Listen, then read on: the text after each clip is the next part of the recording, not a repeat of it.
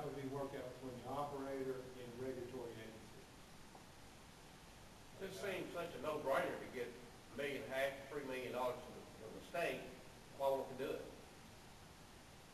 I will let Gary answer that question. There are certain members in the positions of power that think we're talking about an hazard to the environment. And I would, as little money as I have, I'd be glad to pay their way to go to home to Texas to see what happens. The GPS, as you saw in the pictures that it showed, I asked the question, I said, what if Grandpa came back and he did? He recognized his fault. He said, we'll take a GPS reading of your property before the mining occurs. We'll put it just back like you want it, if that's what you want. Like you want a creek or you want a reservoir, a pond, or however you want it. But we'll do whatever environmental safety. And there will be no contaminations. What about the water that you find in that pit? So we take it to come back down through the river as we can. My point is that the GPS reading, and Bruce and I were just talking about that beautiful field of clover. We'd love to have that and cut hay off of it. You would too. And I said, y'all must be good at fertilizing this crop. Hard pan is what we call it, is gone because we broke it up. And so the taproot on the pine trees, they plant them 4 foot by 4 foot. You don't plant pine like that, do you? How wide do y'all plant? 6 to 10. 6 to 10. So you get more saturation per acre. You get them to grow faster and greater production. And as it mentioned, most of these properties are under commercial timberland anyway. When I was a little boy, my grandpa said, you know, they're going to ruin this environment. They're clear-cutting timber. But I don't think it's going to work. And it's going to ruin everything. It's going to all wash in the creek. Grandpa was dead. But I can tell you that clear cuts have produced more timber per acre than anything else because you can plant back. When you break up at a hard pan, and Stone Brothers are there in the timber business, I'm just an owner. They sell it and they produce it. It grows quicker and faster. So the revenue generated to the landowner is astounding. But to answer your question is that you folks need to burn the ringers up on the telephones of your state representatives and tell them you want something to happen. Because I mean, Bruce Malik has worked at it. He's the budget chair that's just going out and we talked about it, but it wasn't there.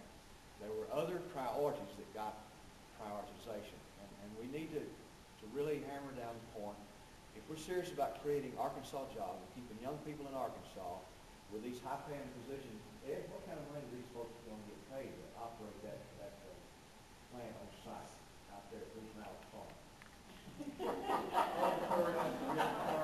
That's next PowerPoint. Okay, we'll talk about that because those are some real numbers. That if we're really serious about that, that's how we're going to have to do it. So to answer your question, why we didn't, wasn't enough racket raisers. These meetings, I hope, are going to help you folks understand the financial and economic impact that this will generate. And my phone line is always open, 818-8267. Ring, and I'll do my part. But I can't by myself. And so we have a good group of South Arkansas legislators that are currently there and new members coming in. And I promise you, they're devoted to seeing this happen. So we just got to make sure that occurs. Do we need to know the name of those powers that be that's opposed to it? Well, there's people in the governor's staff that are not exactly, they hadn't gone to any of our meetings. They haven't looked at it. I think if they were to see it, that they would be pretty easily convinced. Because what's good for Northwest Arkansas is supposed to be good for South Arkansas. But when we're losing population and we're losing industry and we've been an agrarian workforce down here and the timber industry is taking a hit with the housing slump, we need some help. And this would help. The money from that, and I'm stealing your thunder, I guess, and Richard's getting his too, but that tax revenue from this petroleum-based product can be diverted to the highway program. And I think that's one of our problems, if I'm not mistaken, right now, the development of highways. So there's a revenue stream that will benefit us, and they're going to tell you how long it will last. I need to hush and sit down, but I'm excited about this thing. And it's something that's really within our grasp, and we need to work at it. But it can't be done by me or Bruce Malik or Lane Jean or David Fielding individually. We have to work together. And the people that vote are the folks that need to be heard the loudest, I think. There's a guy who drives a dump truck in Longview mine, from the Hallsville mine to Longview, about 12 miles, give or take. And he takes the lignite to the Nordicus Americus plant in Longview and they use activated carbonate and lignite for different things, such things as making fuselage blanks. Right? He makes $22 an hour, driving 12 miles one day. I mean, one way back. Ed, if this was approved, today, and everything was set up in place, how long, if that 3 years come out completed, how long would we be ready to start mining for lignite? If this is approved today? Well, you have to sort of break that down a little bit, because what we're requesting is $3 million to do the whole study in 3 years. If you had an operator that came to Arkansas, and they are looking at people, but they're not getting any support from local government. But if they came here and said, you know, we have the capital, we're ready to start, you're probably looking at 3 to 5 years. And that would be pretty fast. Okay, in 3 to 5 years, I'll promise you, you won't be paying $80 a barrel for oil.